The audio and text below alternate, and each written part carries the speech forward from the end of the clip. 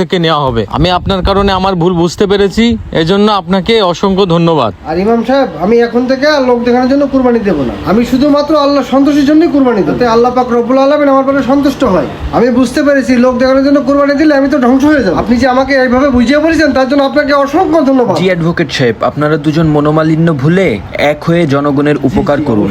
আসেন অ্যাডভোকেট সাহেব, আমরা সব ভুলে কোলাকুলি করি।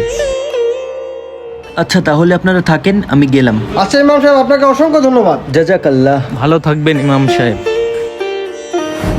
কোরবানি, কোরবানি অর্থ নৈকট্য বা সান্নিধ্য। আর কোরবানি হলো আল্লাহ তাআলার সন্তুষ্টি অর্জনের সর্বোত্তম মাধ্যম। কিন্তু আজকাল এই কুরবানির পশুকে কেন্দ্র করে অধিক দাম দিয়ে লোক দেখিয়ে কুরবানি দেওয়ার প্রতিযোগিতা শুরু করেছে অনেকে। কিন্তু কুরবানির উদ্দেশ্য শুধুমাত্র হওয়া উচিত একমাত্র আল্লাহ তাআলার সন্তুষ্টি অর্জন। লোক দেখানো কুরবানি করলে সেই কুরবানি তো আল্লাহর দরবারে কবুল হবেই না, বরঞ্চ আপনারা গুনায় লিপ্ত হয়ে যাবেন। তাই আসুন আমরা নেক নিয়ে